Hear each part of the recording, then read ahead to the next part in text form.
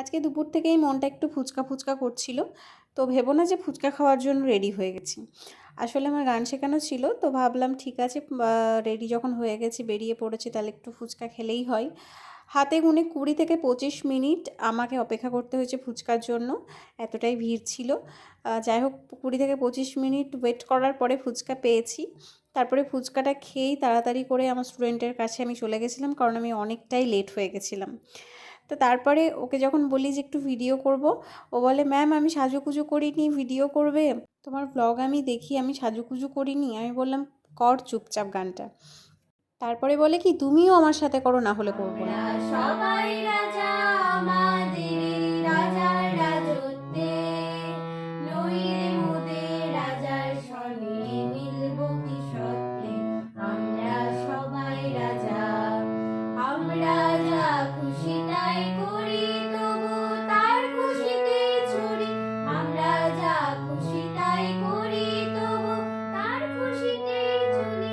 আমরা নই বাঁধা, নই দাসের রাজার দাসের দাসত্বে, নইলে মোদের রাজার সনে মিলব কি সত্যে।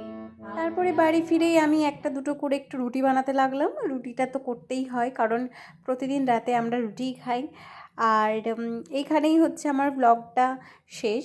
তোমরা আমার রুটিগুলো দেখো কি সুন্দর ফুলছে না? আসলে এখন রুটি করতে আমি এক্সপার্ট হয়ে গেছি। মানে এখন রুটি করতে আমার নিজেরই মন চাই যে আমি রুটি করে মানে রুটি করব, আমিই করব রুটিটা, মানে এতই ভালো লেগে গেছে রুটি বানাতে। তবে হ্যাঁ, আমার এই ফুলকো রুটির গল্প আমি অবশ্যই তোমাদের সঙ্গে একটা ব্লগে আমি শেয়ার করব, যে আমার রুটি বানানোর একটা গল্প আছে, সেটা আমি তোমাদেরকে বলবো এবং তোমরা শুনে না হাসবে আমার গল্পটা। আজকে তো এই ব্লগে আর বলা হলো না, তবে নেক্সট ব্লগে আমি অবশ্যই বলবো। আর আমার ব্লগ যদি তোমাদের ভালো লাগে তাহলে অবশ্যই কিন্তু একটা লাইক করো, কমেন্ট করো, শেয়ার করো। আর যারা ইউটিউবে দেখছো তারা অবশ্যই আমার চ্যানেলটা সাবস্ক্রাইব করো, যারা ফেসবুকে দেখছো তারা অবশ্যই কিন্তু আমাকে ফলো করতে ভুলো না। তাহলে সবাই ভালো থেকো, সুস্থ থেকো, টাটা।